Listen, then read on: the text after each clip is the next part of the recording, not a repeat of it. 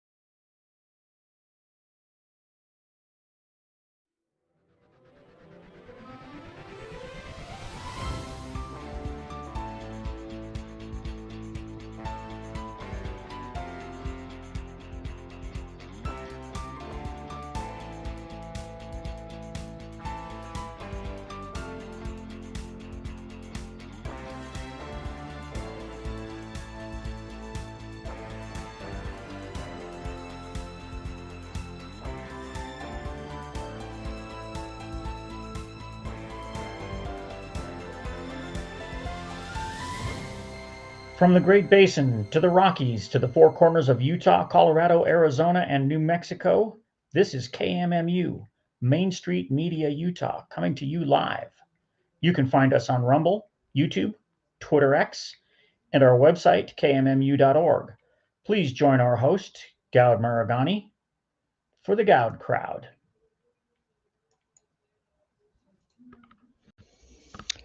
Hello, Utah. Dwayne Benson here for the Goud Crowd. The news cycle is fast and furious these days with the advent of the new administration. But this week, Goud covers what's important to Utah, especially now that Utah's 45-day legislative session came to a close on Friday, March 7th. In local legislative news, in a letter, America First Legal, founded by Stephen Miller, the current White House Deputy Chief of Staff, has accused Senator Dan McCay of violating the First Amendment rights of Britt Balcom. Will Dan McCay unblock Mr. Balcom and others and stop censoring comments on social media? Changing party news. Senator Daniel Thatcher finally comes out of the closet and admits that he is not a Republican. He plans to take his obsession with gay rights and transgender issues to the Forward Party. The Forward Party was founded by former Democratic 2020 presidential and 2021 New York City mayoral candidate Andrew Yang. In Utah immigration news, in 2019, the Utah legislature reduced the penalties for a Class A misdemeanor to 364 days so that immigrants cannot be deported when convicted of those misdemeanors. The Utah legislature partially reversed their 2019 law last week. However, they did not increase the penalty for DUIs to 365 days. Goud has questions for Candice Perucci and the Utah legislature, who seem to be protecting immigrants who have committed DUIs from deportation. Goud, tell us about it.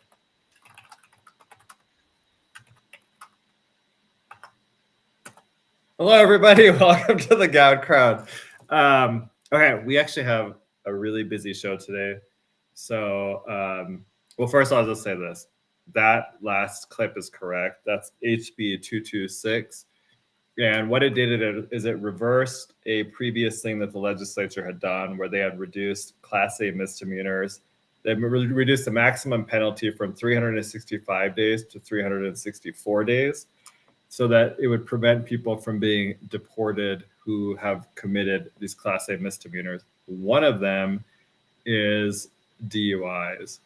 And so this latest bill, which was HB 226, was meant to reverse what they did in 2019, but it didn't fully reverse it, and it left out the DUIs and some other crimes as well. I think that's a real problem because if you know anything about DUIs, they are some of the most frequently, they're one of the most frequent crimes that immigrants commit, especially illegal ones. We won't play it yet, Mr. Producer, so just hold it. Okay, so let me just tell you what we got today. First, we are going to have, we're going to continue our conversation about Mountain Accord and how that relates to the gondola. There's been a lot of gondola news over the past couple days, so that's good. And then after that, we're actually going to have quite a few people calling in. As some of you may know, on Saturday, the Salt Lake County Republican Party will have their organizing convention, and they will be electing new leadership. So a new chair, a new vice chair, a new treasurer, a new secretary, as well as all of the state central committee members. So I've invited everybody that is running to call into the show so that they can tell you their positions, and then we'll probably have. Well, sorry. So for the officer positions, I'll give them a little bit more time because I think those are actually important positions. Not that the state central committee is not important, but those people will have to answer a little bit quicker. So they'll get like 5 minutes apiece. One other thing is, last week we talked about Tawny McKay launching her campaign for the mayor of Riverton, where I live. And she actually called me the next day and gave me, well, she talked to me, and I'll be honest with you, I actually liked what she talked about. One of the things she said that I really liked is we had a big development go in Riverton. It's called Mountain View. Yeah, it's a big mall, whatever it's called. I don't know what it's called, but I think it's at 134 South. And it's got a ton of restaurants, a ton of retail. It's actually really great. And what she said is that they're going to, that when there's something weird. Hold on, make sure. Are we? Hey, Mr. Producer, I'm gonna send you a message. Anyway, so she insisted that the city council take any extra funds over what they projected and use it to pay down debt. So I thought that was really good, and for that reason, I liked what she said. But anyway, her campaign kickoff is on Thursday for those who want to go and participate. Hold on 1 second here.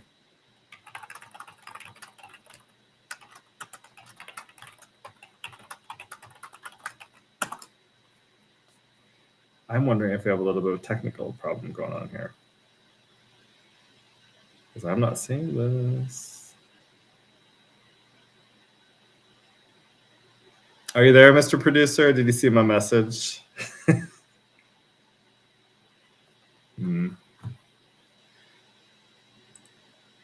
I may be the only one here.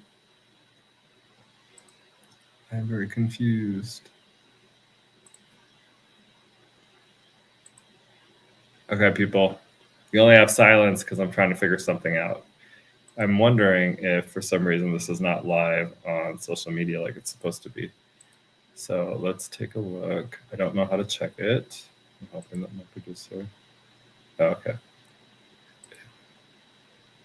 Okay. I am not seeing it on my X.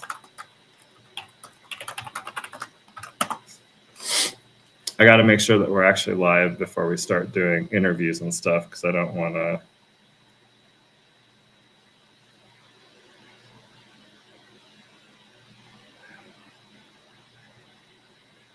So I'm only not talking because I don't want to waste my breath if nobody's listening. Or if nobody can listen. So just give me 1 second. I don't think that we're live for some reason. Hello. Looks like we're not live. Let me double check for you, okay? Okay, thanks.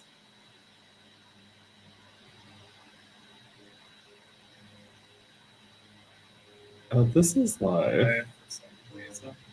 Oh, we're on YouTube though.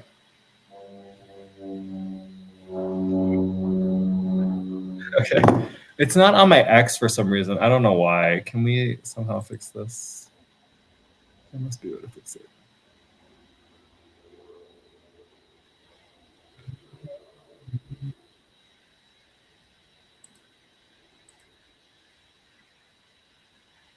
I'm trying to. Okay. Oh, I Looks like our settings are good. Well, we're not live on X. We're on like your YouTube, the Main Street Media YouTube. It's live there, but it's not showing up Well, on my X. X has been having trouble today. Okay. Oh, okay. Don't Maybe know I if need you to. knew that. I did not know Okay. that. Let me. I mean, they were down earlier. Okay. All right, John. So I it know looks you're like on. you're good on YouTube. You're good on Rumble. But X is iffy today. Okay. Okay. Let me. And Let me. it's not just us. Okay. Let me post real quick as we're. Let me post real quick. God, I can't find this right now. Why am I doing? What is it called? Media. Oh, here we go. Okay, I'm just gonna post this and say, "Hey, go here," because we're having some problems. Okay, you can watch the show. Apparently, that is really weird. I didn't know that about X. So Yeah, they've been up and down, and people are putting messages out. Are you look? Can you see me? Can you see me? okay, So we're good on YouTube and Rumble, okay, and the website. You can see us on the website too. So, but okay, X, cross your fingers that it comes back, okay.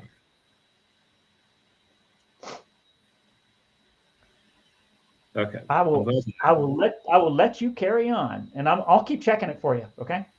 Thank you. Okay, let's go ahead. Oh, well, thanks, Britt. I appreciate that. Okay, let's, if Mr. Producer, if you want to bring on John. While we're doing that, I'll just read. We got a nice message from Britt Balcom. He said, "Thank you, God, for enlisting America First Legal to take on Troy Williams in Equality, Utah. It was needed.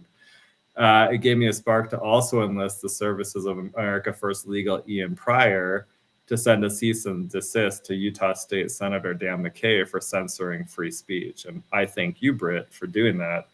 Dan McKay is actually my senator, and he has quite the list of issues. I mean, whatever, but this one strikes me as a serious issue that hopefully he will rectify." Okay. Looks like John is on with us. John, can you hear us? Yeah. I can hear you. We got you. Okay, good. Okay. Well, thanks for joining us again, John. It's good to see you. Good to Can you start by telling the audience about your background and how you got involved with Mountain Accord? Sure. I worked for about 17 years in the governor's office. 15 of those years I ran the Utah Quality Growth Commission, which had as part of its mission to assist local governments in improving the way they grow. We also ran the Critical Land Conservation Fund for the state. And so as part of that, I had started to attend some of the Mountain Accord meetings in the 2013 to 2015 timeframe. And so that's how I first got introduced to Mountain Accord and to the issue of whether Mountain Accord was following the Open and Public Meetings Act or not.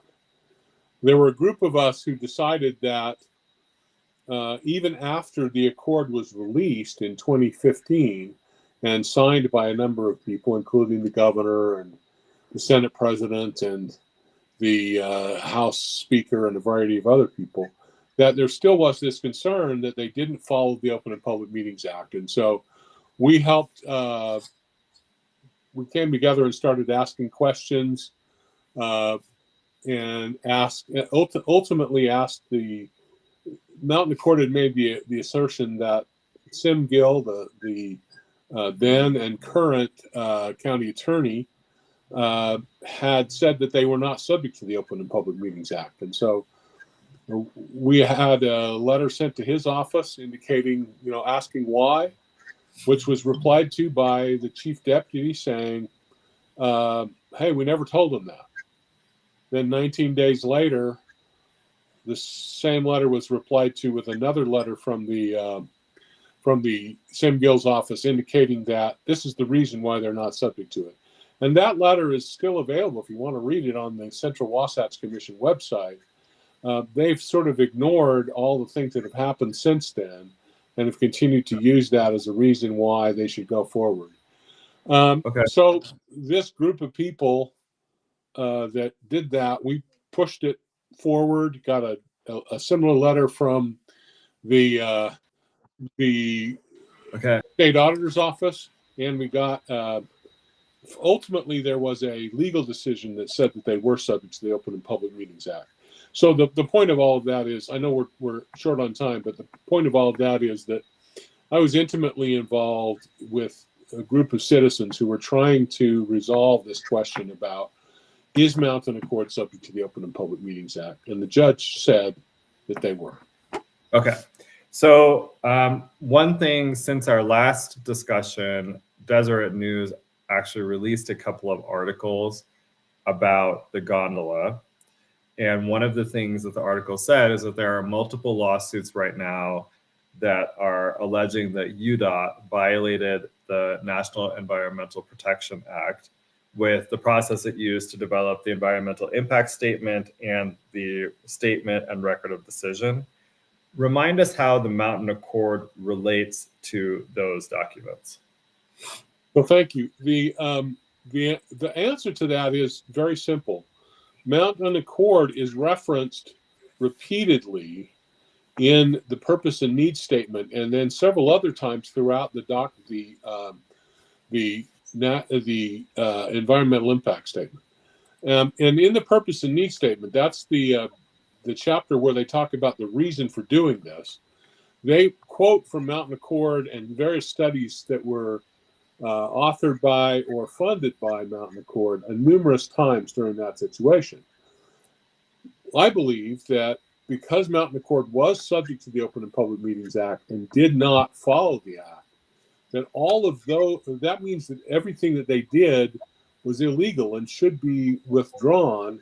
And therefore, this is another reason why UDOT should not rely on Mountain Accord for its purpose and need statement, because everything that they're using is probably fruit of a poison tree. Okay. One thing that caught my eye in those articles is that it said that the gondola will only service the ski resorts, and it will not stop at any trailheads or any sort of public access points. I guess tell us your feelings about building a gondola that will only service privately owned ski resorts. Yeah, this is part of the problem. They're assuming that the only problem is the people accessing the ski resorts. Anybody who's been up these canyons in the summertime recognizes that there are all kinds, and even in the wintertime, there are all kinds of backcountry skiing and other uses of the backcountry. And those people want to access the canyon as well. And so this is going to do nothing for them. And it's the summertime, the ski resorts are going to look at this as a boon because it becomes an additional way that they can make money. People are paying whatever to ride up there in the summertime and get the view, but they're going to go to the ski resorts and they're not going to be hiking, because unless they hike from the ski resort to some place. But the trailheads are not at the ski resorts. The trailheads are elsewhere. So that's one of the problems with it, is that it's more expensive than most of the other alternatives. And the other alternatives offer the opportunity to stop in various locations. For example, an expanded bus service can stop along the way at all the trailheads, pick up people and drop them off, whereas a gondola simply can't do that. Yeah, that's interesting, because one of the other things that the article said is that the goal of the gondola is to cut traffic by 30% in the canyons.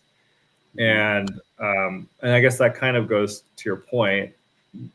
Were there other ways that traffic can be cut without building a gondola, or what other ways to do traffic kind of alleviation into the canyons? Well, sure. I mean, one of the other suggestions was that you build or you expand the bus system to so that you have more frequent bus service up the canyon. That would help both in the wintertime and in the summertime. The gondola may help in the wintertime in relieving the red taillights going up the canyon or down the canyon, but it's not necessarily going to be very much in the summertime, because the people who want to use the rock climbing or the hiking trails are not going to be able to use the gondola to access the places that they want to go. The other thing that they're talking about doing in addition to that is tolling. So you would be charging the people going up the canyon to extra money to hopefully keep fewer cars off the road. I'm not sure I think that's the best option, but that is another option. And there are some, that's the sort of thing is that you can deal with the congestion for those, weekend days or whatever during the ski season and during the rest of the season with other kinds of solutions. One of the concerns that people have about some of those other solutions is they may require more road improvements, but but that's a discussion for us to have, as to whether that's the correct solution. But there are, they looked at a number. I don't remember them all, but they looked at a number of choices, and only one was the gondola, and that's the one that they chose over all the other possible choices, including an enhanced bus system. Okay. Another point in the articles that I noticed is a lot of the parties that have sued, saying that UDOT violated NEPA, were also involved in the Mountain Accord. Discuss how are there other ways that they could have changed the results of the Mountain Accord? I mean, were there other ways they could have impacted the decision to build a gondola? Well, you remember last week that we talked about one of the major factors in the accord was that they were proposing to build a train up the canyon and then tunnel through up Little Cottonwood, tunnel through into Big Cottonwood, and so you'd have stops at Snowbird, Brighton, and Alta, and then over into Brighton. And that was a multi-billion-dollar undertaking to build a train. And this, although the argument that they were given is a $700 million to build the gondola, there are lots of other estimates that it might be a billion or more. But whatever it costs, the reason that they quote from Mountain Accord is because that purpose and need statement is taking the same purpose and need that Mountain Accord identified, which is that we need to do some large transportation solution in the canyons to reduce the number of visitors or reduce the number of cars in the canyon. Mountain Accord, had it been done following the Open and Public Meetings Act, would likely have reached a different result. And so I find it kind of ironic that you have these organizations that are now suing to prevent the gondola were among the same ones who 10 years ago were crying out for, let's build the train up the canyon, and we're arguing for Mountain Accord and this huge investment to reduce, to use a different technology. And that's morphed now through the Central Wasatch Commission, which took over from Mountain Accord and basically has as its main goal to implement the accord. And that's what they're trying to do now. So I believe this is all part of, let's go ahead and get that accord in place. And that's got a lot of other things in it that are equally problematic. But I just find it very ironic that if they had put their time and money into focusing on doing this according to the law, they would have gotten a set of reasonable transportation options that we could all have formed up behind probably. And instead, we're being told we've got to spend $1 billion to do something that there's clearly a lot of people who are opposed to. And the people who are opposed to it are the ones who have to live with the impact most directly. Yeah. All right. So last week when we stopped talking, we were just about to discuss Jason Chaffetz and how he proposed a bill to codify the Mountain Accord with and have federal designation in the canyons. Can you remind listeners what federal designation meant in this circumstance? Yeah, and this is still what the Central Wasatch Commission is pushing. The details have changed a little bit, but it's essentially the same thing. They're looking at creating something called a National Conservation and Recreation Area in those two canyons. And the result of that would be that there would be a new set of regulations put on top of put on the canyons based on both conservation and recreation, which is it's difficult in some ways to reconcile those two. So you don't really know what's going to happen. And what tends to happen in those situations is what happened is what is mentioned during that hearing in Congress when Jason Chaffetz proposed this. And that is that we tend to get all of the environmental regulations in place and they're all codified, but we don't tend to get the transportation things codified at the same time. And so consequently, we end up having this 10 years later, we end up having this fight over the gondola. And in St. George, which is mentioned in that hearing, they're still having a fight over the transportation elements that were supposed to be part of the agreement to create the turtle reserve, or the tortoise reserve. So I think it's an interesting problem for, the federal designation is going to do nothing to reduce the number of people visiting the canyons. I actually, after that was proposed, I went and did a fairly thorough search looking for every new federal designation of any kind. So that could be one of these recreation areas, national recreation area like we have at Flaming Gorge, national conservation areas, national monuments, national parks. All of those are types of federal designations. I could not find an example anywhere in the United States where a federal designation reduces the number of people visiting an area, and in fact, it's likely to do it perhaps as much as tenfold. And we've seen some of that in Utah, where we've designated a new national monument, and all of a sudden, the visitorship to that area has increased by tenfold. And so, if we want to have a lot more people in the canyon, a federal designation is the most likely way we get that. Okay. I think we actually have an audience question, John. So all right. See what we got here.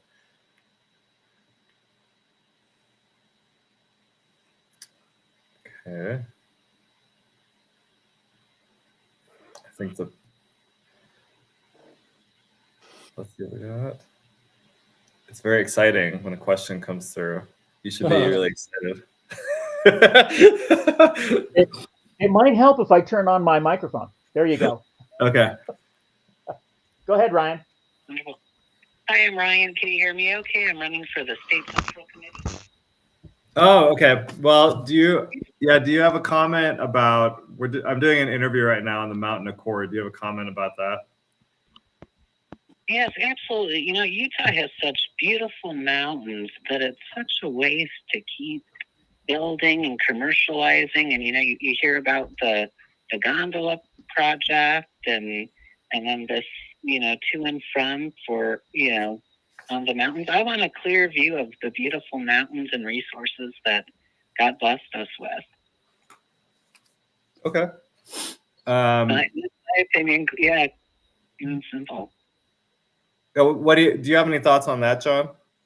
Yeah, I mean, that's the general consensus of the people who are opposing the gondola is it's going to be an eyesore. And in addition to that, it may create a new tourist attraction, which brings more people to the canyon. And my feeling about it is I'm mostly concerned about the policy that led to this. I think it was wrong to create this in the way that it was done, where the public entities tried to not follow the Open and Public Meetings Act. They did it behind closed doors and in a way that resulted in a lot of problems.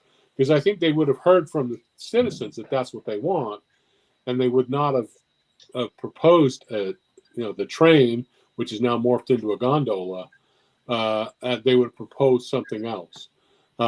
Most people want to have access to the canyons, but they want them to be kept as pristine as we can. Mountain Accord had a lot of problems with that. I mean, there was a major land trade that was proposed, and I think it may not be part of what's happening now, but there's a major land trade proposed that would have traded all of the land under the buildings at Alta and Snowbird for land up on the mountain that was undevelopable. What that would have done then, it would have created, instead of it being leased land on Forest Service land, it would now be all of those areas that are developable would be private land, and development would have been much easier on that additional development. So that was one of the reasons I think why they wanted to do it, is that they thought the ski resorts might give them more if they could get an opportunity to develop their bases. And that was shot down when the judge ruled that they were following the Open and Public Meetings Act. But now they've just sort of ignored the judge's ruling and gone ahead and continued to sort of promote the accord as signed or as amended by the Central Wasatch Commission. Okay, I'm going to have to end this segment for today, John. All right, we'll get back to it another day.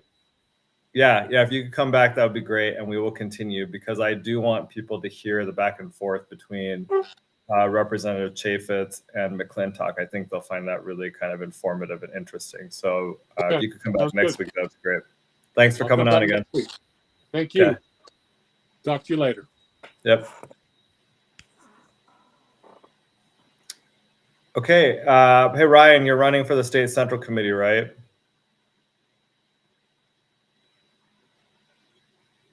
Is he still here, Mr. Producer?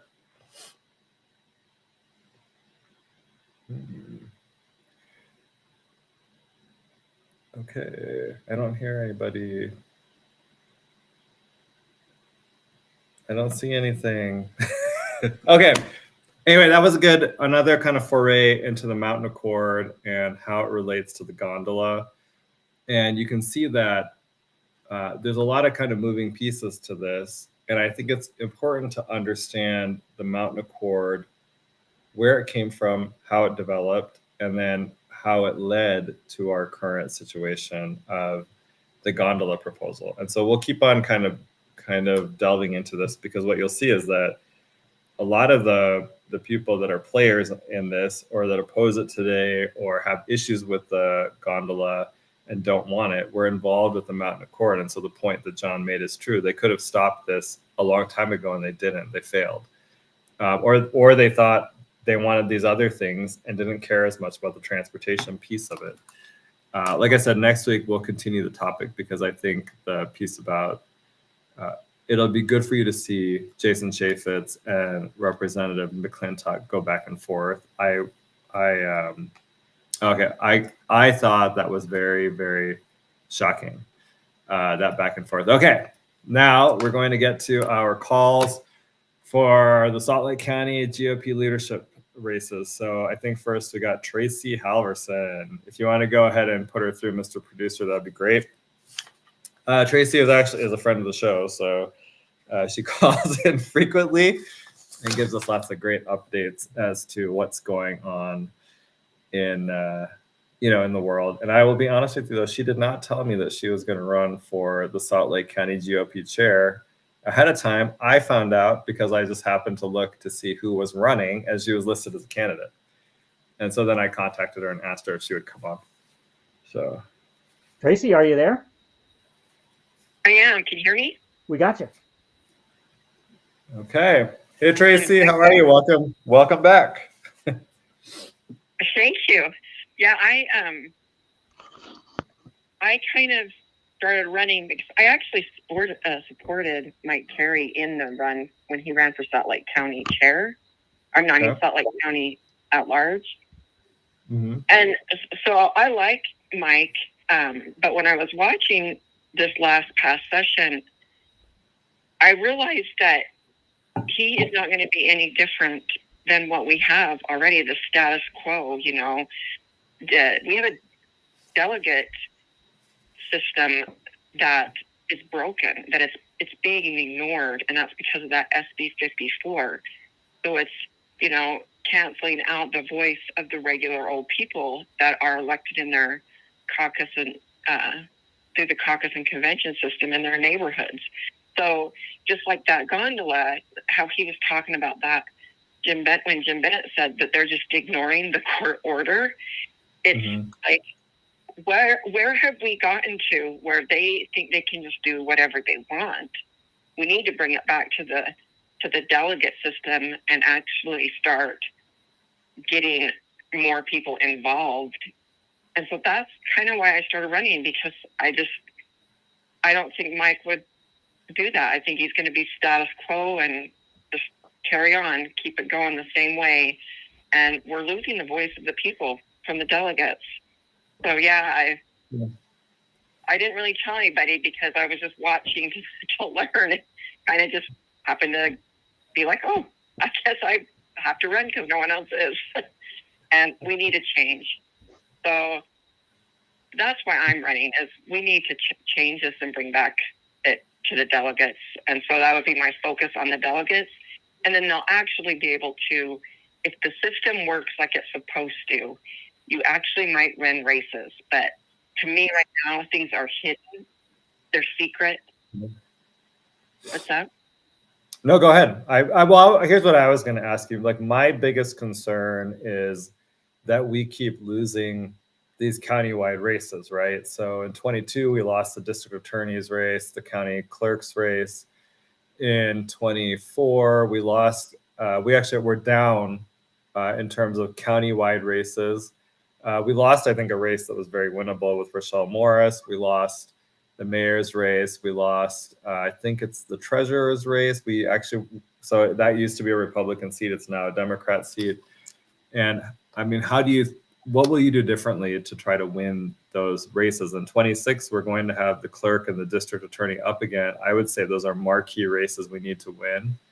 What will you do differently than what's been done to win those? I will actually encourage the use of the delegates. That's why we keep losing. We're not using the system that's been built. And I will encourage the elected officials to focus on their jobs and step away from the party. I mean, they remain in their seats, party precinct chairs, delegates, and they're honestly too busy. So how do you employ your delegate system to go out and help campaign and knock doors and let your voting precincts get them informed about the candidates? And how do you do that when you have you still have your elected officials in there, and they'll just say, well, I'm too busy, I can't help you. So the system's broken. And I don't think people even are aware of the county convention coming up this Saturday. Some people, I mean, we're making calls and they're like, we didn't get anything. And so to me, the system is being suppressed on purpose. So it's got to be actually used in a way it's supposed to do. So I want to teach the delegates what they're supposed to do and what the precinct chairs are supposed to do, what the district chairs are going to do. I want to encourage the elected officials to go and be the representative that we elected them to do. Let somebody else step in and participate and engage in this process. And I think that's how you win. That's how you win. The system's not being utilized. Okay. What about fundraising? That'll be an issue.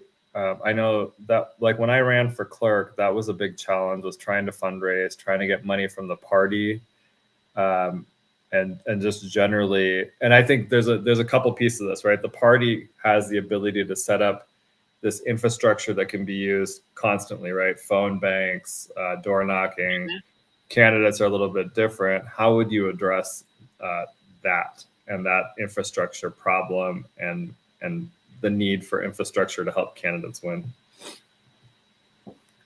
Well, I'll tell you right now, people are they heard I'm running, and I have so many people already fundraising me. I didn't even know that I wasn't asking for money, and I've got people calling me and want me in there so bad to fix the system that they're already giving me money. I fundraised for the Utah state flag. I raised $25,000 in 7 days. There is a way, if the system is working and they see that it's working, fundraising is easy, and then you can give it to the candidates that your candidates. But that's the problem, is it's broken. I mean, if we don't fix what is the issue, it all falls apart. No one wants to contribute. I mean, look at Chris Kimball. She got over 60%, and then she had to turn around and spend a ton more money, and then the system didn't help her.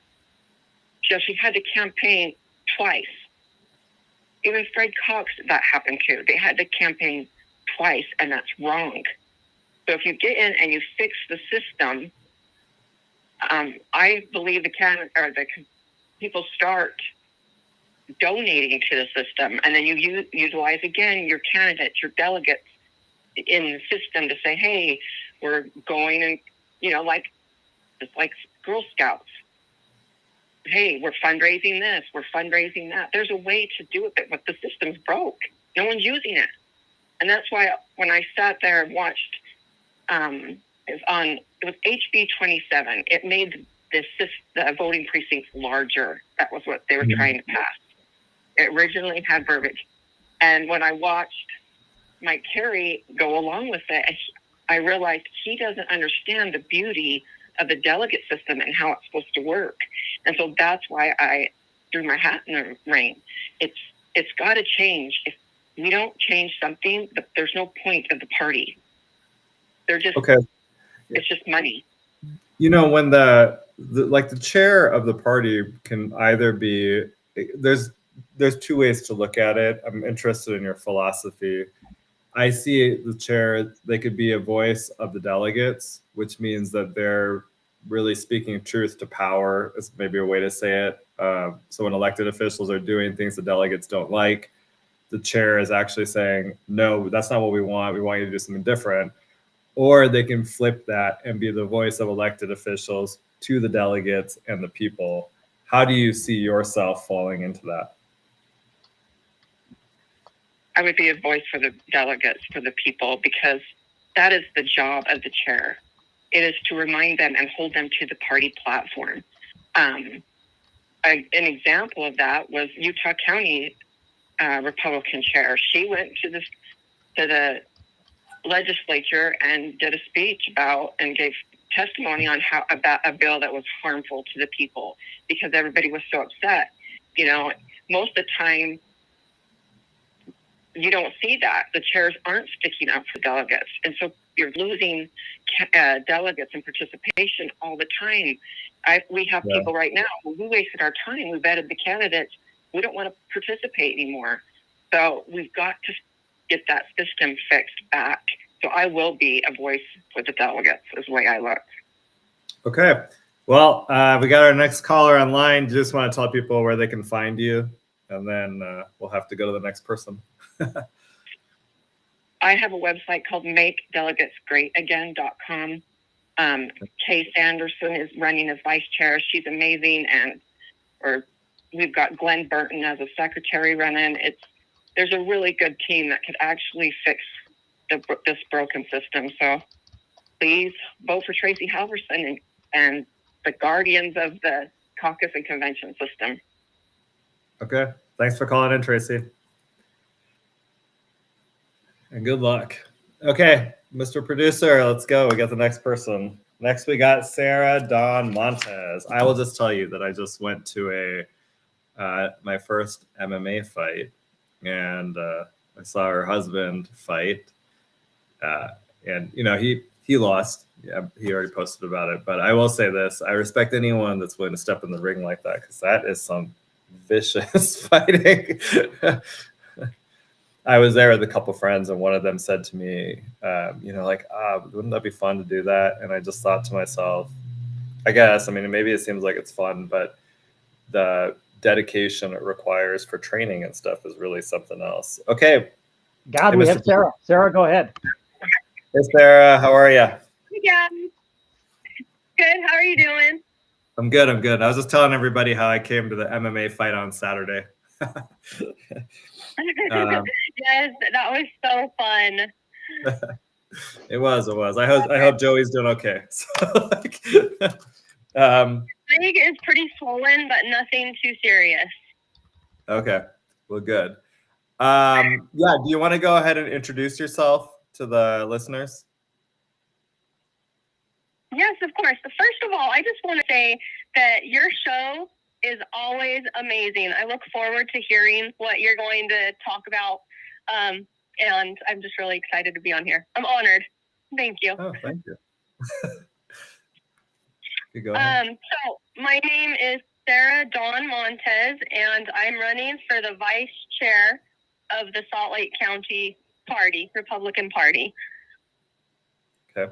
A little bit about myself. Yeah. Well, I've been involved I think I started getting involved, it was 2020. I started an internship.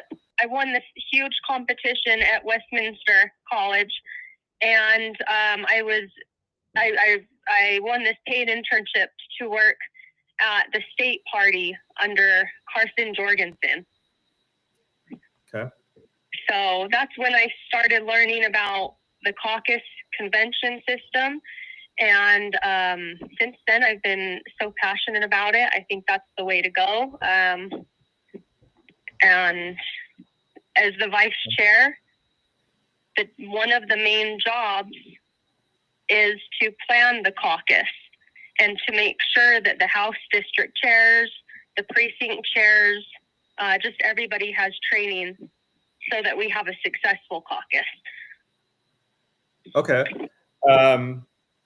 Maybe can you talk about why people should vote for you over your competitors for the seat?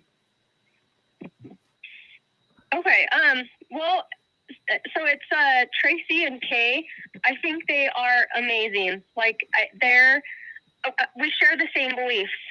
So I won't be sad if they win.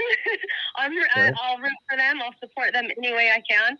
But for me, I know I will do a good job at planning, and it takes a lot of work. I've seen.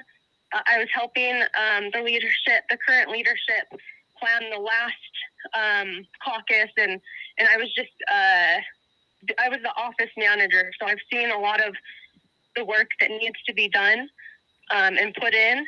So I can contact the schools early, make sure that we have the locations that we need, that we want, and I'll be there to do the walkthroughs with the House district chairs,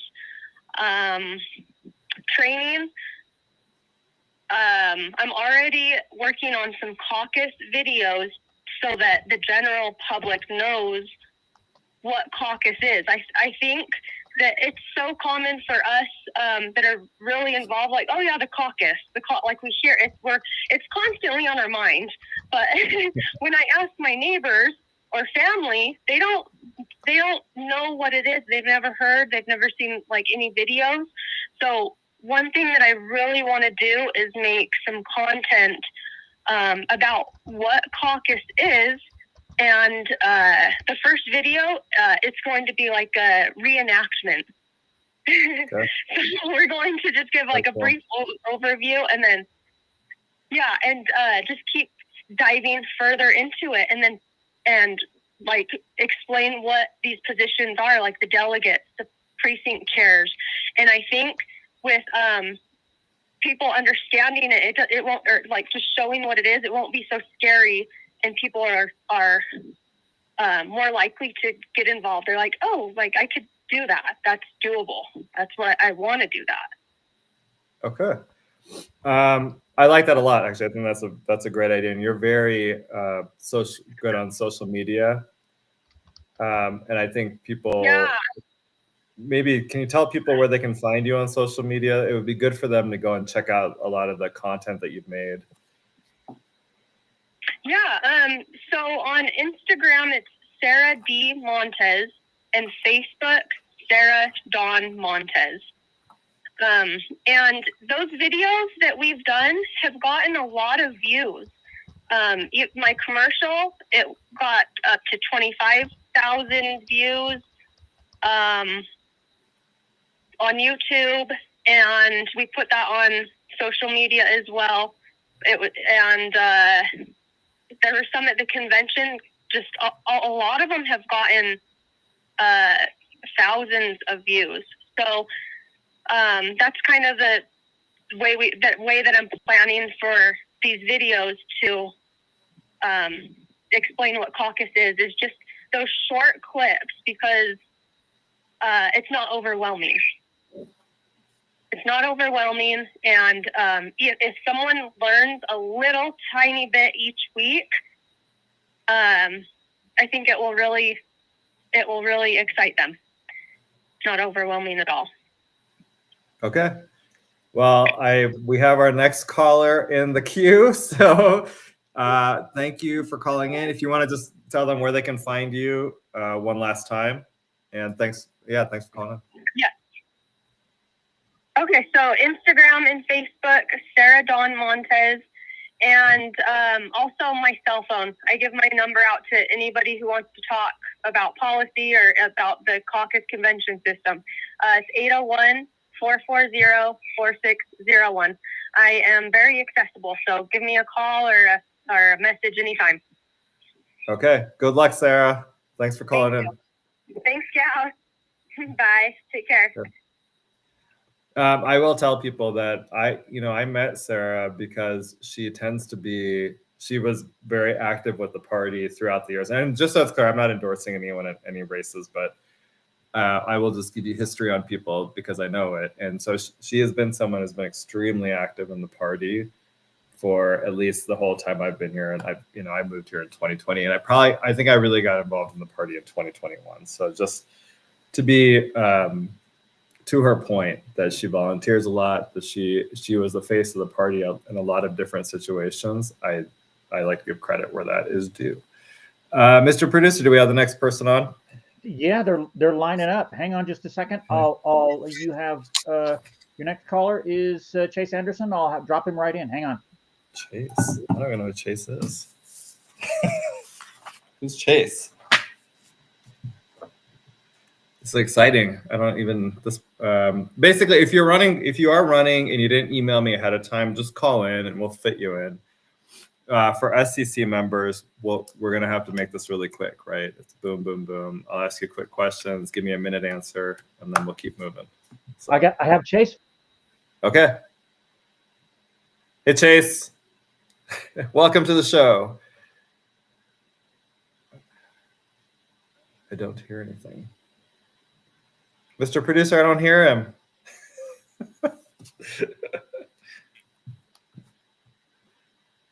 Okay. You're going to get the silence.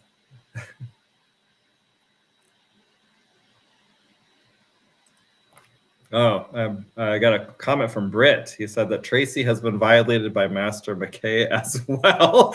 Oh, man. Oh, damn McKay. Damn McKay. If you just wouldn't violate people's First Amendment rights, that'd be great. Mr. Producer, I don't hear our caller. He must be, I think this is causing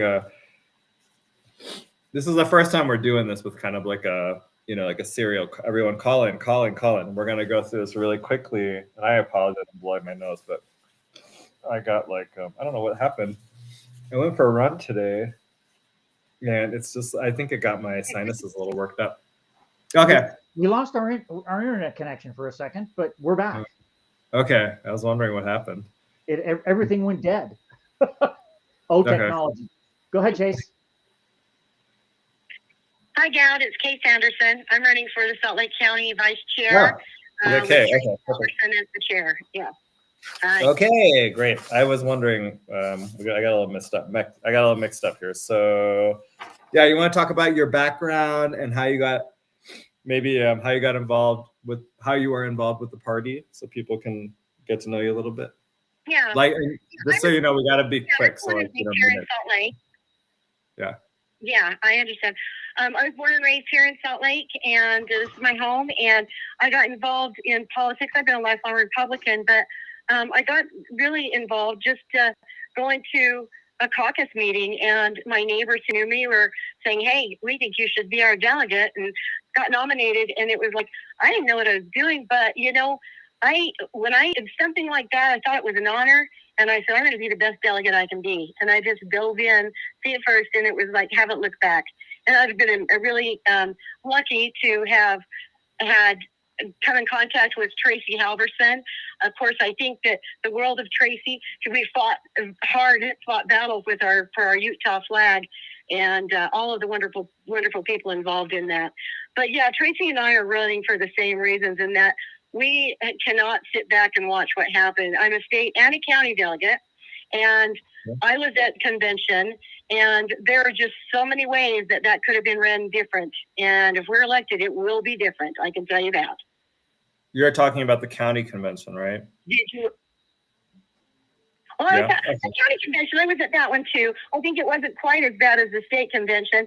But the bottom line is that we have been trying to reach out to delegates and just tell them, hey, this is what this is who we are and what we stand for. And they're just like, I am like at the end of my rope with this whole Republican Party. I don't even want to be a delegate. It was so discouraging, it was so upsetting.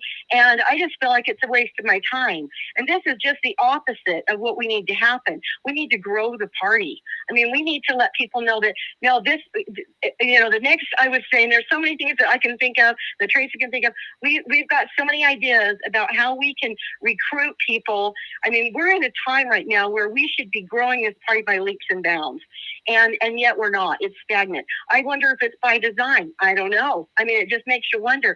And so, that what we want to do is we are delegates. We are you. And we want you guys to know that that's where our focus is. We're grassroots people. We want to go in there and we want to represent the Republican people of Utah and let them know that their voices will be heard, that we will not bend the knee to go along to get along. That's not who we are. We're fighters, and we're fighters for the party, because the party is really, we're like at the edge of a cliff.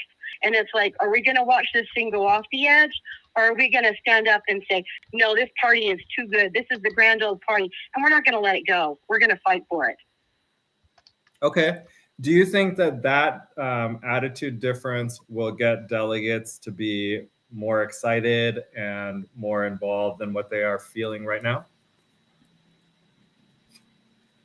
Oh, 100%. Because what they're feeling right now is frustration. They're just, and nobody's, and it really makes me sad, because I was there. We actually, I beat the drum. I got canvassed, all those things.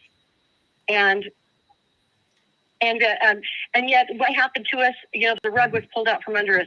The bottom line is that we have a platform, we have a constitution, we have bylaws, and these should be followed, and we will follow them. That's the kind of people that we are. And this is not for some type political springboard for us. We're not doing this for that. We're doing this because we see that it's broken. We think we can make it better. We know we can make it better, and we'd love your support. And we actually we've got a slate of wonderful conservative people that you can look at that list and you can say, these are people that I can count on. They're here for the right reasons. We call us the Caucus and Convention Guardians. And that's what we want to do. We want to be guardians of this. We can't let you probably know that the word on the street is that they want to get rid of the caucus and convention system. A lot of people in high places are just saying, hey, this isn't working and we need to get rid of it. Well, we don't want to get rid of it. It's worked, and we will have it working again. And we will have it to where people are just dying to be a delegate. You want to be a delegate. You want to be involved. This is what it's all about. Grow the party, grow the enthusiasm. And we think that we can do that, and we'd sure love your support. So make sure and watch for us, the Caucus and Convention Guardians. We're going to be at the meeting on Friday night and Saturday, and come and meet us, come meet our slate, and meet myself and Tracy. We'd love to get to know you. Okay. Where can people find you in the meantime? the social media, anything like We that? actually we just actually came up with we've got a new web page. Just one second. Let me tell you what that is. And then also my email is just ksanderson@comcast.net. And my cell phone, I'm like Sarah. And by the way, thank you, Sarah, for your kind words. I really look forward to getting to know you. My phone number is 801-651-2949. And you can reach me on that at any time. But we do have a website. It's called Make Delegates Great Again. And that's what we want to do. Make delegates feel like they are important, they are valuable, and their vote is going to really form our party, transform the party into what it's meant to be. Okay. Well, thanks for calling in and good luck, Kay. And just so you guys know, we have... Yeah. And just for our listeners, or if you're watching, we actually have their website is up on the screen so you can see it. I'll just say that was energy. I feel the energy there. Felt good. All right, Mr. Producer, you want to put the next person up?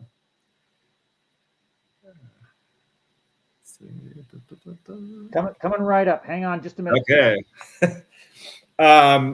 So you will see a little bit more love, I think, between delegates and our people running here, because for the most part, I think a lot of the people, they agree on kind of the core concepts. That they're all conservatives and they're all fighting for a common theme.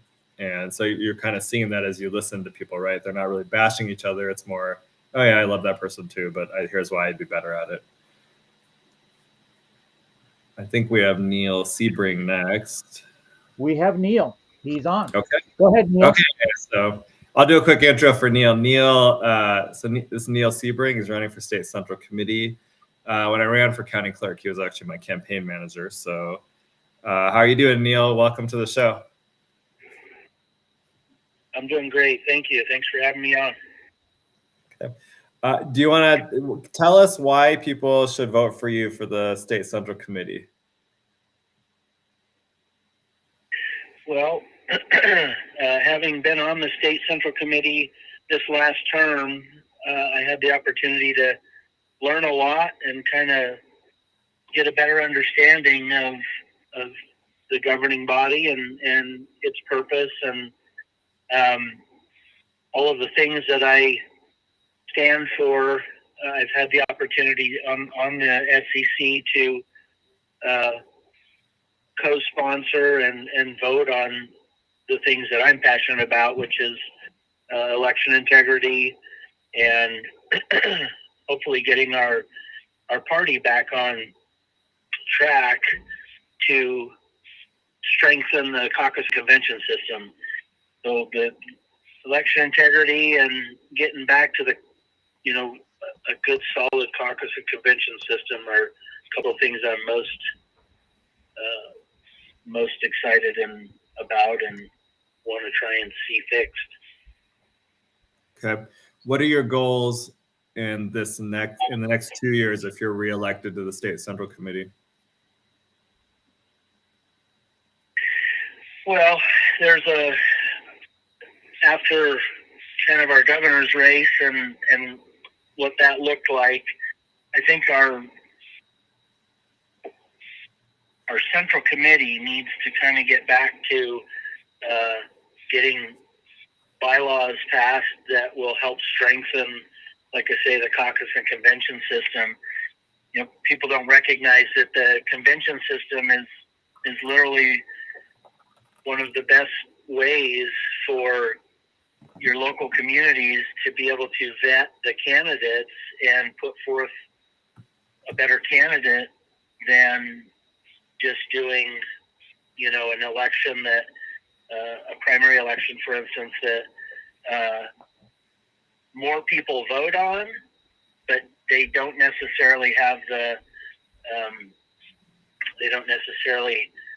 are as informed as the delegates are when they get the opportunity to go to the caucus and go to the convention and actually do meet and greets and meet the candidates and have a lot more one-on-one time. The average person, unfortunately, doesn't get to do that. And so we try to entrust that responsibility with our delegates. and that's something that hopefully in this next couple of years I can help get that convention system bolstered and stronger so that people want to participate and we can help elect better people. Okay. Where can people find you before Friday and Saturday?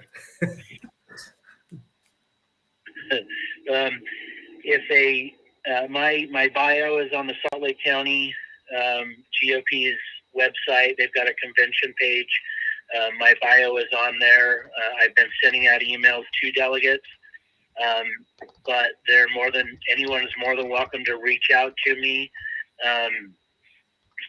My number is 801-706-3781, and my email is gtmano3781@gmail. And so I'd love for people to reach out to me if they have any questions. I'm more than happy to answer them and have conversation about what that looks like. Okay. Thanks for calling in. Good luck. Yes, thank you. Appreciate the opportunity, Goud. Have a good one. Yeah. Okay. So Mr. Cruz, we can get our next caller in. I'll just say one thing that Neil said that really struck a chord is that I do like the idea of valuing your delegates. I feel like a lot of times the media demonizes delegates. Oh, they're right wing, they're extremists, but really they're the ones that do the work that your regular voters will never do. They meet your candidates multiple times. They ask them all the tough questions. They vet them like no primary voter could ever vet them. And they really do need to be, I think, featured more and valued more, and so that normal people can see, like, I want this person to do this. This is my neighbor, and I trust them, and they're doing such a good job of vetting these people, asking them the questions, and doing the work I don't want to do or can't do, either one. Okay, we got the next person? We got Casey on. Go ahead, Casey. Okay. Hey, Casey, welcome to the show. Hey, what's up, Goud? Thanks, hey, yeah, I appreciate what you said about people that are doing the work and calling out kind of the corruption and what's going on in our state, and kind of sharing the problematic things that are going on. And that's something that I guess have prided myself in doing, I guess through my tenure on the SCC, as well as kind of working to get conservative agenda prioritized again. Yeah. So just so everyone, it's Casey Gale, because I think we didn't introduce your full name. You've been on the SCC before, so what are your goals if you get reelected to the SCC for another term? Well, that's a good question. I think one of the things that's really missing in society is people that are frustrated. They always don't understand how to go about those frustrations to bring about change in society through government. Part of that is the lacking civics education, and I think that's I've got a resolution and I've already written up on that I have a number of candidates running for State Central Committee across the state that are aware of that. I think that we probably could get that passed, and a large focus is on repealing SB 54, which I ran a resolution on calling on the legislature to repeal that. I think we need to stay on that, but I also think we need to look into some of the corruption that surrounds our government that is just not getting looked into, and maybe our corruption within our own political party. We've got the full ability to look at corruption within our own party that's just not being addressed, like the county chairs that weren't working to help the candidate that received the full nomination from convention, whether that be Trent Staggs or Chris Kimball or Phil Lyman, weren't working to help them get elected, weren't giving them all of the party data, weren't giving them lists of precinct chairs and here's who you can talk to, and things like that. I mean, that's how our party should be functioning, but it's just not right now.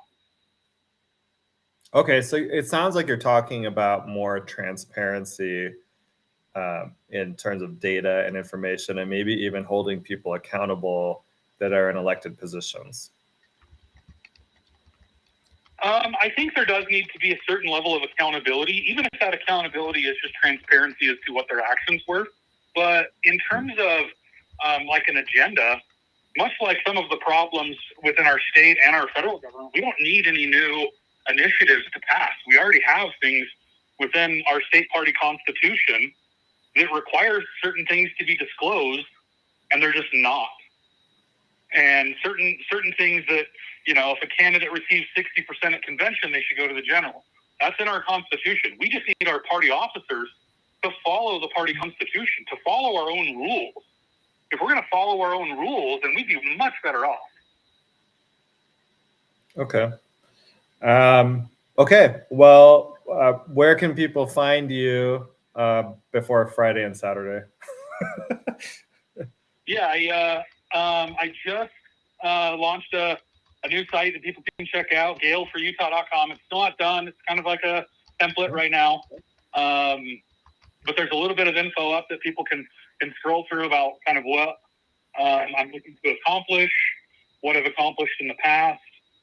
And I have an event that I'll be sending a text to all county delegates shortly on Wednesday night, as well as I'll be at the meet and greet on Friday and Saturday. Okay, perfect. Do you want to give them your social media to look at? Yeah, my Twitter handle is at Gale, Gale _KC, the letter K and the letter C. And they can check me out there. The Gale 4, the number 4, and then Utah has also a link to my Facebook account. Okay. Well, thanks for calling in, let me Casey. just- Good luck. Let me just throw a little thing in here. Casey is a beast on X, so go follow him. I appreciate that. And I guess one little tip, additional thing that I'll add is, like, we have problems with the judiciary here in Utah, and we're just not, like, the party isn't doing its due diligence to inform the membership of the party the problems that exist within our judiciary. And I think that should be something that we focus on if we're Utah conservative. Okay. Great. Well, good luck on Saturday, and thanks for calling in.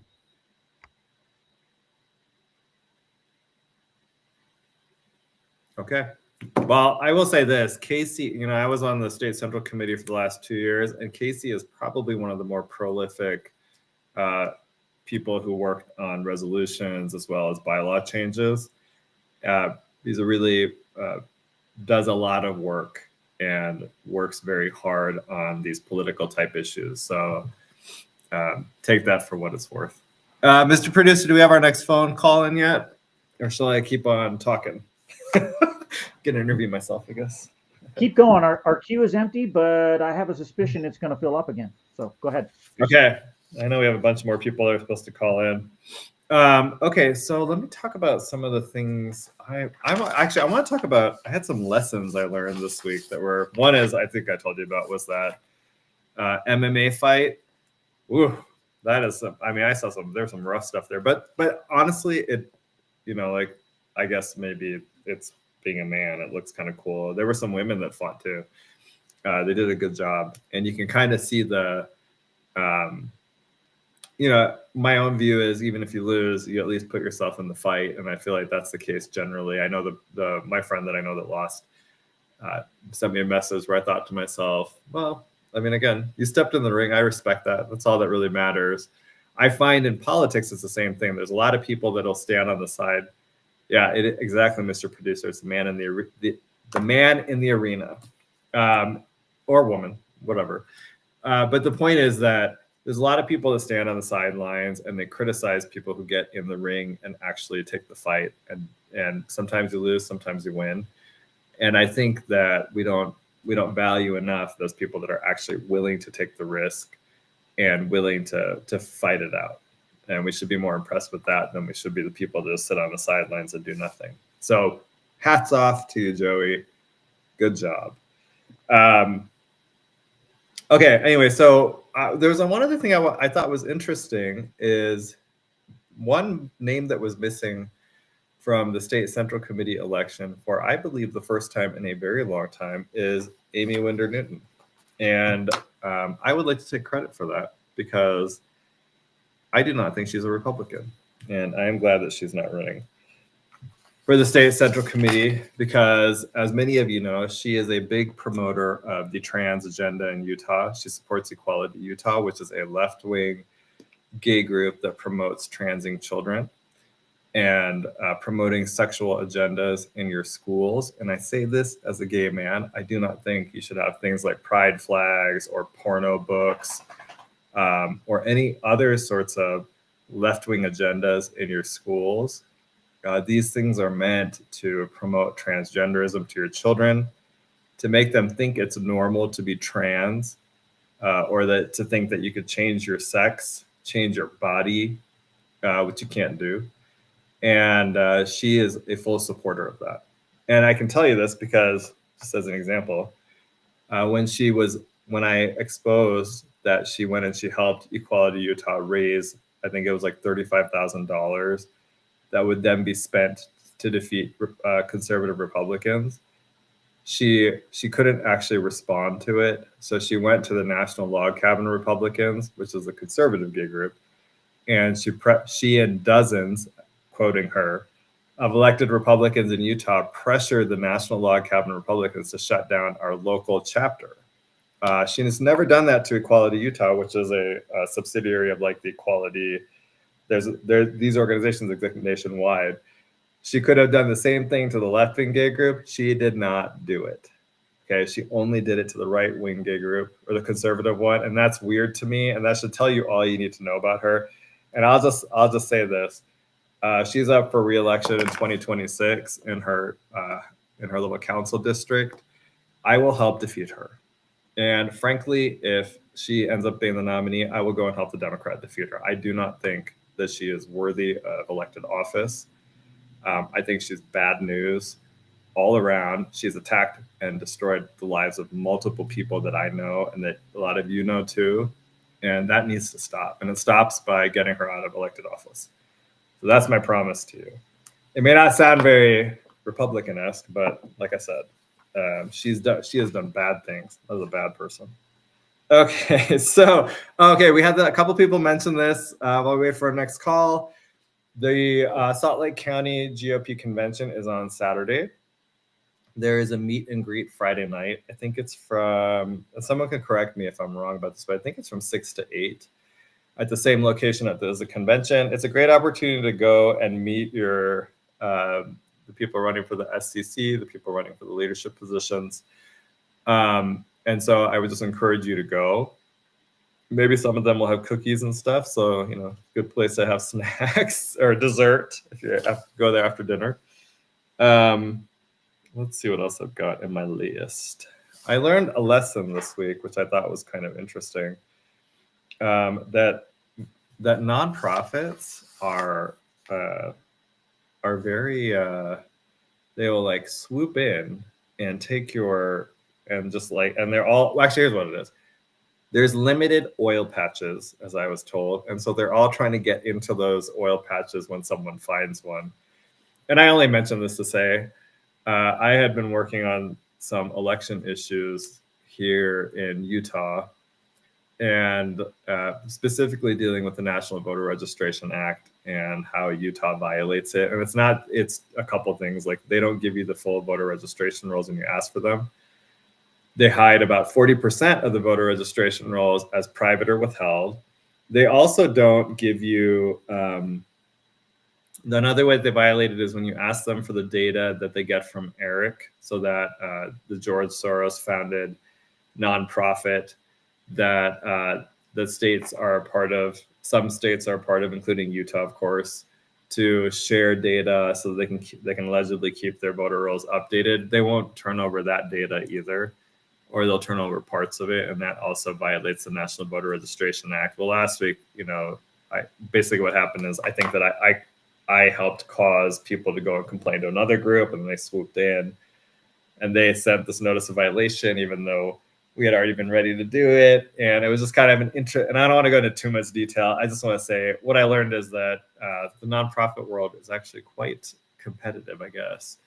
And the reason they're competitive is because they want to get attorney's fees they want to go after cases where they can get attorney's fees when they prevail. And the National Voter Registration Act is one statute where that happens. And so if there is a case to be had, I think what you'll find is that a lot of nonprofits will step into it to try to get those attorney's fees and or to sue and then get the attorney's fees. So that's kind of something for people to think about.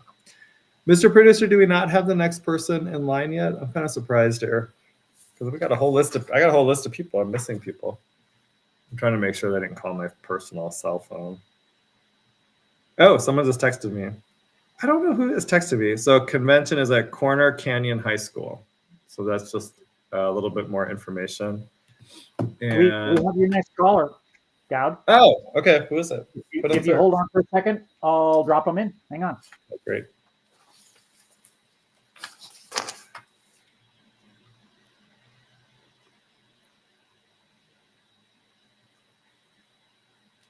Oh, I guess I should keep talking. I forgot that I'm on the radio. I can't just be quiet. What else do I want to talk about? I will tell people I've been watching RuPaul's Drag Race recently. I used to watch it a lot, and then I got turned off by it. It got boring, and the drag just kind of turned me off. It was just annoying. And then, because they were like, it's entertainment. Come on. I have Chris on here. Chris, go ahead. Oh, hey, Chris, welcome to the show. Hi. Hey, Goud, how are you? I'm good. Do you want to introduce yourself to the audience? Yes.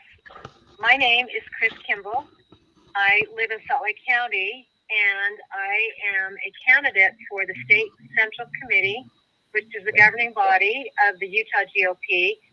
But our organizing convention is this coming Saturday, and so I have filed to be one of 27 representatives from Salt Lake County to sit on the State Central Committee.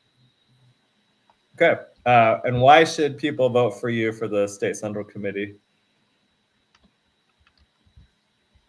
Well, I would say, I'm looking over a lot of the people that are running, and there's a big list. There's like 65 candidates. Delegates can vote for 27 of them. But I really have a long historical background in the Republican Party. I got involved actively back in 2006. So I'm well into my second decade of being an activist as far as being engaged in the Republican Party. I lived up in Davis County for a big chunk of time. I was the county party chair of the Republican Party up there. I served as vice chair. I've been at every level in the precinct, delegate, and I've also got historical knowledge. There's been a lot of change that's happened with the Republican Party over time as far as how candidates get elected and how did that transpire. And I'm someone that really has historical knowledge because I've served on the SCC, 12 years ago. And so I have a lot of experience of being engaged and understanding, some of the problems that we're seeing today. And I'm hoping to offer some solutions and to represent the delegates and restore their relevance in the Republican Party. Because right now, delegates have really lost their voice. Okay. Can you give me an example of something? Okay. Go ahead. An example of how delegates. Yeah. So prior to 2014, delegates really did determine who the nominees are of their political party. Okay. And so it required, when you have the delegates engaged like that and having that kind of influence, it required elected officials to sit down and have face-to-face conversations. They had to be accountable. They couldn't just get elected and go off and pass bills that might be injurious to our party platform or to our personal liberty. They would have to show up every 2 years if they were in the House and sit down and report back to these delegates about the kind of job that they've been doing. And it really made it difficult for people to, you had to have that delegate support. And we've seen a problem now because big money has stepped in, and it doesn't matter about the delegates. We've got outside money now that controls our elections, and we've lost having good candidates that actually represent the platform getting elected. Okay. Well, where can people find you on social media until Friday and Saturday? Well, if they will go to the Salt Lake County GOP website, I've got I'm listed there. In fact, they should go and look at all the candidates. Okay, but I have my bio there, and I have contact information there. My email is chriskimball.kk@gmail.com. But that's probably the best place, because I would like to make sure everyone that needs to vote looks at all the candidates that are out there. And after you do that, make sure one of your 27 votes is for me. Okay. Well, good luck on Saturday, and thank you for calling in. Okay, and we actually we put. Thanks, we have Chris Kimball's bio up. Just a little background. I will tell you that when I ran for clerk, she was very helpful. Like, she held a fundraiser for me. She's been very generous with her money when it comes to candidates running in Salt Lake County. So a very good choice, I think, for SEC. Plus, she ran for state school board, and I know that she won at convention. And then I think she lost in the primary piece, but the opponent had gathered signatures. So a good choice. And I also think I liked how she just said you should check out all of the candidates for State Central Committee and then pick 27. And obviously, pick her. But she said that. But I think that is very much someone who has been a delegate. You see, part of being a delegate is that you actually evaluate everybody, you give everybody a chance, and then you pick. So I think that is someone who's clearly been a delegate for a long time, clearly been involved in party for a long time. Brings a lot, I think, of a wealth of experience. Okay, so you're listening to KMMU, Main Street Media, Utah. We are live on Rumble, YouTube, and X. We are live on X, actually, I checked. So you're listening to the Goud Crowd. So thanks for listening. And if you have any questions, feel free to call in. It is 385-899-2134. Okay. Let me know when we have our next caller, Mr. Producer, because I think some people, I've got my phone open in case people are forgetting or like calling in the wrong number. Yeah, he's watching the queue. So he's watching the queue. I hope this is helpful for people, though, because, you got a lot of decisions to make on Friday and, well, specifically on Saturday, but in terms of party leadership, this is a very critical time, I think, for the Salt Lake County GOP. We're going to have a whole fresh leadership slate. I did want to mention, I think I mentioned this earlier, but I invited everybody to come on. I know most of the people that are running, and I'm not going to endorse anyone for anything. If you are listening and you did not email me about a time slot to call in, you should just feel free to call in and we'll fit you in real quick. For people running for State Central Committee, I'll just ask you why people should vote for you for the State Central Committee. And if we have time, you can talk more about your background and stuff like that. Because I do think people like to get to know the candidates. You're going to be dealing with county delegates. And so these are people who are more active in the party and who are going to be more ask you probably tougher questions than what you would expect. And that's what makes it fun, though, to be honest with you. It's and I'll say this, like when I ran for the county clerk position, that was like a county-wide election, and there were a lot of delegates. That's a great, yeah. So okay, Mr. Producer starts to tell you who can vote on Saturday.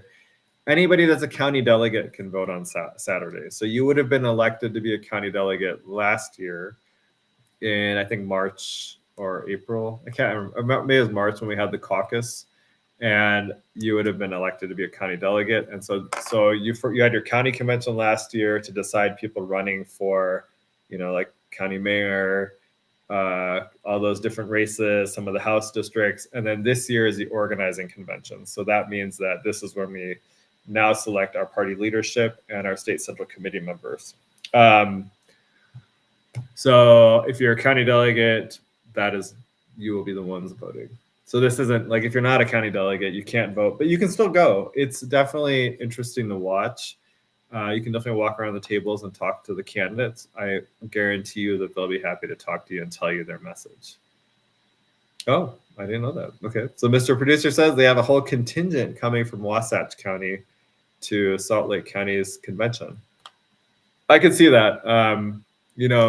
We have a lot more people than you guys do in Wasatch County. So in fact, Salt Lake County represents a third of the population of the state. It is the most important county in the state. No offense to the other counties, but that's just the reality of it. And, so these elections are actually really important for our future and for the party's future. Because if you want my personal opinion, I think our biggest weakness as a party is Salt Lake County. And it's beginning to bleed. For those of you paying really close attention, it's beginning to bleed into Davis County a little bit, especially into the southern part of Davis County, where you're seeing some of it turn a little bit more Democrat. And so I think it is really, really important that we start to turn around what's going on in Salt Lake County. It kind of bucked the trend of the whole country went redder. And I think Salt Lake County was one of the big counties that actually went more blue, which is puzzling to me. I think some of this is cultural, though, because a lot of LDS voters for some reason, are uncomfortable with Trump. And even though I think, I hear people say all this stuff like, oh, he's too mean or something. And I don't see it. I think I like him a lot. My only complaints about Trump have always been, I don't feel like he's getting as he's not meeting his potential. I believe he has the potential to be the most significant president of my lifetime, hands down, without a doubt, and probably in multiple generations if he accomplishes a lot of his goals. Obviously, it'll never be 100%, but if he can actually get in there, and I think he's doing a good job with a lot of it. There's some areas where I see some improvements that need to be made. I think to stick to accomplishing those goals, which include things like you got to cut spending. You really have to cut spending, or we're just going to keep having inflation problems. Plus, I think the economy is fake. I don't know if some of you guys have seen this, but I believe we've been in a recession for the past couple of years, but it's been propped up by federal government spending. And I've noticed this. I know people who I feel like don't really seem to do much real work, but have a lot of money. And I think some of that is coming from the government, the federal government, through grants. I run a nonprofit, and then it turns out that you're getting USAID money or whatever it is. And we need to all of that needs to be cut out. And I think what I'm afraid of is the Republicans in Congress are such a bunch of wusses that instead of cutting the spend, you got to cut it now, because the reality is you are going to go into a recession. But what you want is, but I think most of that recession is going to be people connected to government. And I'm kind of like, you know what you're doing, no offense to government workers, but that is not the productive part of the economy. The productive part is your private sector economy. The government piece of this is not the productive part. It's the part that depends on the private sector. And it is imperative that those people that work for the government understand that you want a thriving and booming private sector in order to fund your salaries. And I think your very generous benefits, especially when you compare them to private sector. But we want that government recession to happen so that we can have a private sector boom. We got our next caller. So I can stop, what's it called? Am I stalling for time? I can't think of the words for it. Okay, but next we have Anna Heath on. So I will be honest, I don't actually, it is possible that I know Anna Heath, but I don't remember. Okay, I believe that Mr. Producer is going to put her on. Let's see here. I don't think she's here yet. Oh, there we go. I'm sorry. Yes, I'm here. I apologize. Oh, you're good. Welcome to the show. How are you? I'm doing well. Thank you so much for having all of the candidates on. I appreciate that. Yeah. Do you want to introduce yourself to the audience? Yeah. My name is Anna Heath, and I am running for the Central Committee because I think I bring a natural, honest skepticism that is both lacking currently and needed for long-term party viability. And if I can give an example of that, I was just reading through the other candidates' bios and, of course, the things I've heard on your show today, and I realized that most of the candidates are super upset with HB 54 because of what happened with Phil Lyman last year, and I can absolutely see the reasoning for that. But my tendencies when I'm faced with that kind of thing is a lot more towards reflection than getting defensive. So it might be true that signatures are really bad for our party and elections, but I wouldn't immediately jump to that conclusion because we're sitting here saying, hey, our current system doesn't work. It's broken. Well, who doesn't it work for? Because obviously it worked for someone, right? So is it really outside influences that we're worried about, or are we upset because we worked really hard and vetted candidates, and then it turned out that our opinion was super out of touch with the rank and file? And so, I'm questioning: are we falling into a way of thinking that is we're trying to centralize power instead of trying to make sure that we're accountable to all the other Republicans in Utah? And I'm not saying that this opinion is the correct answer, but I do think that my kind of reality check mentality is needed for us to not lose touch with the people that we want to vote for our candidates. And our party leadership needs to be made up of people that respect both delegates and voters by earning trust and not just enforcing rules. Okay. Well, what would you recommend? What would, if you're elected to the State Central Committee, what are your goals for the next 2 years? My goals are to make sure that we are aligning our leadership goals with the opinions of the public. My goal as a member of the committee would be to be kind of make sure that we are bridging. We're not just leading in a direction that rank and file Republicans don't want to follow. So I would be trying to make sure that I'm keeping in touch with all of the people that I'm representing in my precinct and talking to other people and also asking those questions to make sure that we're considering not just our point of view, but the point of view of the other Republicans here in Utah. Okay. I think we were just looking at your bio. It looks like you're in Taylorsville, right? Is that a little bit more of a swing district area? Yes, actually, I think so. Just judging by our last caucus, I definitely think that we have some people that are not really with the current direction that the national party is taking in particular. And so I just want to make sure that Utah doesn't lose those people, right? We need to make sure that we're keeping in touch with them too. Okay. Well, there is, just so it's just clear, there is value to what you're saying. I totally understand that. To what I was saying earlier, we are losing ground in Salt Lake County. It sounds like you want to regain that ground by trying to build bridges with people that are maybe unhappy with the direction of the party right now. That's exactly right. Okay. And I just want to make sure that we're not, I feel like sometimes we get mad at people for not voting the way we want them to vote. And really, we should be building bridges. Yeah. Have you been involved in party leadership before? So this is my first time venturing into this arena. So I am kind of a greenie when it comes to that, but I am ready to dig my heels in and get going. Okay. Well, thanks for calling in. Where can people find you? Okay, as you said, my bio is online, and if anybody would like to email me and ask questions, my email is msannaheath@gmail.com. You can remember Heath, like Heath the candy bar, the toffee that gets stuck in your teeth. And also my phone number, if you want to call or text, is 801-787-9749. Very cool. Are you going to be giving out Heath bars at the convention? You know what? That would be a great idea. I should look into that. I think you should. You might win just based on that.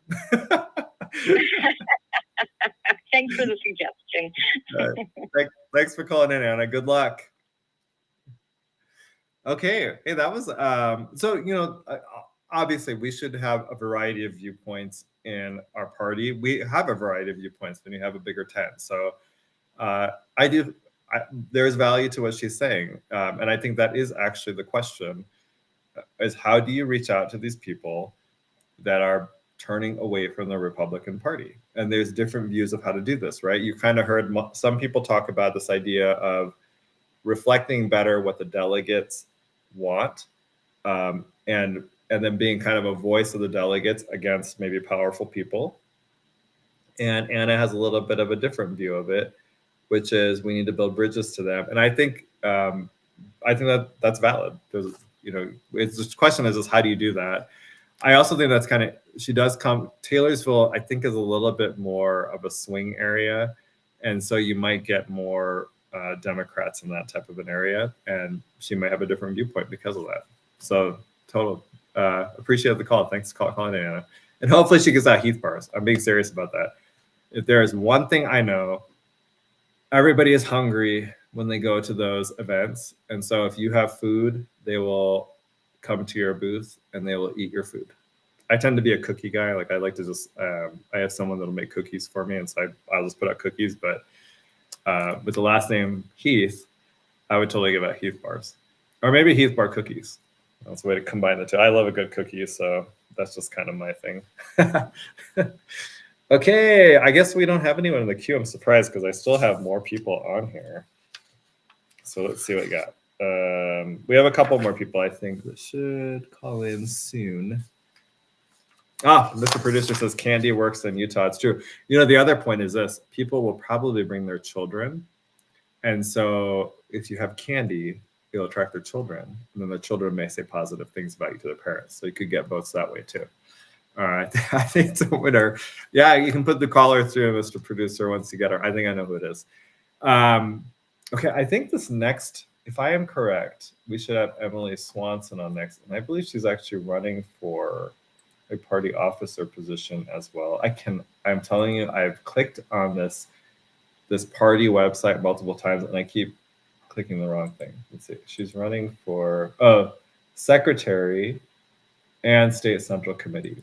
And by the way, she, just before she comes on, she is also a very, very involved, her and her husband are both very involved with the party. So, we'd be very lucky to have them be in these elected type positions. Okay. Down. Your next caller, Emily. Go ahead, Emily. Hey. Welcome to the show, Emily. Thank you. I'm running for secretary of the party and then also to be on the SEC. So okay. This is my first time running for any elected office. But I've been involved for a while. So I've been a Republican, since I could register to vote. But we actually... I went to Jordan High School as a beet digger, and then we moved to California when I got married, and we weren't very involved. And we moved back here in 2014 and showed up to caucus night, and I had no idea what that was. And that's when we started getting involved. And it has been so fun to have a part in it when I knew how it felt to be on the other side. And I think that's why I fight so hard for the caucus system, because if we went to what states have, it would be a real detriment to us. And I understand that we would have a lot less conservative outcome. And And so I know that preserving the caucus system is very important. And I think the way to get people more involved is to help them to understand that faith, family, and freedom is what the Republican Party stands for. And that's what they respond to, is that feeling of wanting to preserve their freedom and be able to keep their money to help their families. But I, in fact, told someone recently that they were pretty much already a Republican because those are the things they valued. And I got that from Congress Moreno, and she did become a Republican. The next time I saw her, she was actually at the Lincoln Day dinner, and I didn't know that she had registered. So it does work. People do respond to that message, and my focus would be on making the party more accessible to people and empowering the delegates and the ledge chairs, because I am currently a county delegate and a ledge chair, and I know where the holes are, like where we could improve and the nuts and bolts things we can do to help them be more successful and help them have a greater reach. And I know Mike Carey has a lot of ideas for how to get more people involved. And so I'm really excited. I'm hoping that he wins. And also I love to work with Sarah. So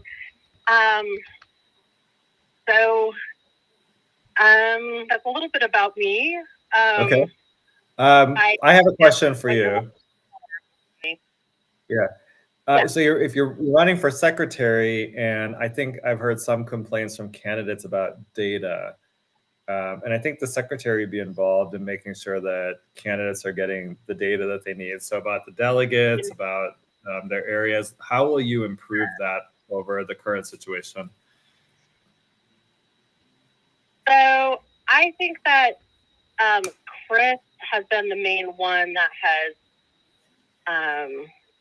worked with the data in the past. I know he has made it a lot more accessible to candidates over this last few years than it was previously, and like the precinct chairs have access to it, but I know that they don't know how to get it, that they're pretty much unaware that they can log in and get it, even though they've been told, like they've been sent emails and things, they haven't gotten the message.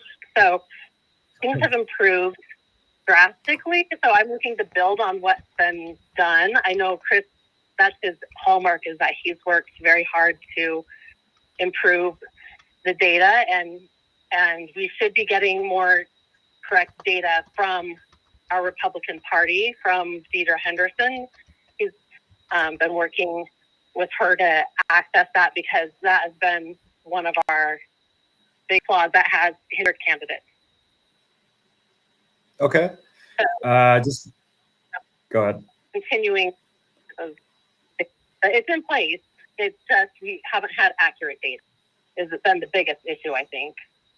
Yeah. Recently. Okay. Just for the audience, she was saying Chris Nulla is the current Salt Lake County GOP chair that is not running. I think he might be term limited out.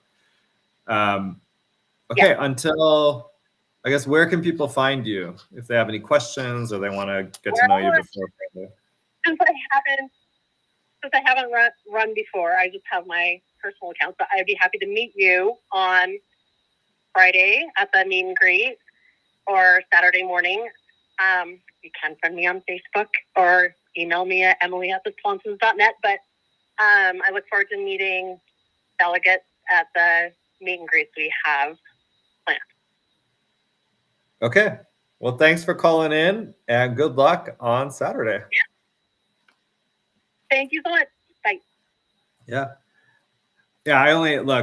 I'll just be honest. I only have positive things to say about her. She's great. And when I ran, she actually, and there's a few ladies in Bluffdale who have a little group, and they meet weekly to talk about the Constitution. And I think to talk about probably religion, like the intersection of that. and it's a very cool group. I got to go speak to them when I ran for Salt Lake County Clerk, and it was very cool. And like I said, her and her husband are very involved in the party. And so without any elected position, they've just been out there, volunteering, helping with events. I see her all the time. So, good luck, Emily. Good luck. I'll also recommend you should bring cookies to the cookies, food, something to the meet and greets. People love that. Always bring food. Oh, we have an empty queue. I know there's 2 more people, at least, Mr. Producer, who should call in. So let's see if they do it. We have 8 minutes. Let's see what happens. Okay. Oh, someone just texted me. Oh yeah, of course. Hold on. Someone just texted me. He wants to call in. So 385-899-2134. Okay. We have to do it quick. So anyway, like I said, if you're running, again, bring food. And actually, bottled water is also good too. People like to have something to quench their thirst. Although a lot of people will probably have their own water bottles, but definitely good to have. I've seen people stick their stickers on the water bottles. Like if you're going to have stickers, that's always a good advertising technique. Same thing if you have, let's say, the Heath bars. Like if Anna Heath has Heath bars, she obviously doesn't need to put a sticker on it because it's her last name. But if you have a different name and you give out something, you can stick a sticker on it so people know you gave it out. I think that helps. Once I actually was in, this is I think in 5th grade, I ran for student council and I lost. And I remember the girl who beat me, she gave everybody she gave them candy bars and bought their votes. I went home and told my mom about it. And then she said to me, "Why didn't you tell me? I would have baked cookies." She was pretty mad that I didn't tell her. But I was like, I didn't know this to give out candy bars. My mother knew, but my mother knew how to play the game because her father in India actually was a politician, and he ran. I think he ran he was very politically active, and then he won his a state assembly seat when he was actually it was when I was maybe like 5, and we were there for it, and then he died the next day. That I guess that was kind of a sad story, but anyway, we have our next caller. You can put him through. The point of the story was my mother understood the political process better than I did. Coming right up, Goud. Hang on just 1 second.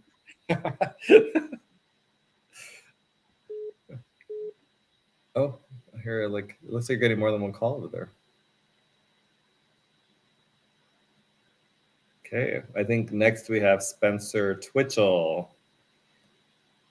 And, Spencer is a name that I have only heard in Utah. It seems to be a very popular name out here. Or I guess maybe it was. I don't know, maybe today is it like Tanner? Okay. Now I have Spencer. Spencer, go ahead. Say hello. Hello, Goud. Hey, Spencer. Welcome to the show. Do you want to go ahead and introduce yourself to the listeners? Absolutely. My name is Spencer Twitchell. I'm running for the SEC, and I've been active for the last 20 years as in various positions, usually delegate, county delegate, state delegate, and more recently the precinct chair. And I actually have helped a little bit on the radio years ago on K-Talk Radio. And I've also done some hosting of some meet and greets with a certain candidate named Goud. And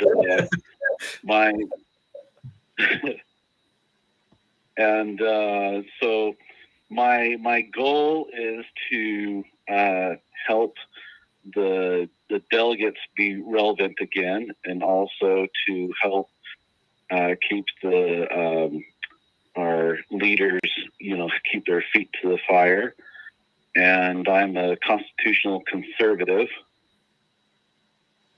Okay. And I think we need to help educate the public on why the delegates vote, and I think we'd get more of a similar result. Okay. Where can people find you, Spencer? They can find me at my bio on the Okay. county website, and they We can have also that. We're actually email showing me. that right now for people that are listening. Pardon me? I said we're showing that right now on the screen. So, but go ahead. Okay, so if you're looking at it on the screen, you'll see my email at svtfreedom@gmail.com, and you can call me at 801-910-4694. Okay. Well, thanks for calling in, and good luck on Saturday. Thank you very much, Goud. We'll talk to you later. Sure. Bye. Okay. We may have one more call, I think. Let's see if they come through. Although, no, I think Spencer was last but not least. So good luck to Spencer as well. This is an exciting time, folks. So if you are a county delegate, get there on Friday night. Go and meet there are 60, there's 60, how many people are there 60 some people? I don't even know. There's a lot of people running for these positions. And so I do say you should give everybody a fair shot. You may have some preconceived notion of what they stand for. Go to the event, ask them questions, learn more about them, and give them a fair shot. Because even if you may disagree with them, but at least you should understand where they're coming from, why they're running, and what they plan to do, and whether you agree with that. This is the time to get the leadership that you want at the party level, because we have fights that are coming up that are big. So, we've got municipal elections coming up this year, next year, and the party doesn't seem to get involved in that, but maybe that's something to ask Tracy and Mike, how they'll handle that. Will they actually get involved in these municipal elections? Because I think they should. That is your future bench, right? Of potential candidates for higher office. Yeah, there are. So you will be voting on Saturday to have a new chair, vice chair, treasurer, secretary, and then 27 SCC members. And these are all very important positions. They will help, chart the future of the party. And so I encourage you all to go. We are at 1 minute. So I'm just going to say thank you to everybody that called in. I hope that's helpful to you to be able to speak to the public. I guess if this wasn't clear, the SCC means the State Central Committee. So 27 members of the State Central Committee, which is the governing body of the party.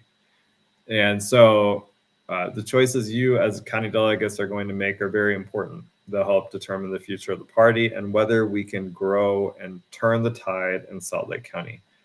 So get out there, do your due diligence, and may the best men and women win. And I will see you next Monday. I am Goud, your host. This is the Goud Crowd. Thank you for listening. We'll talk to you next time. Bye.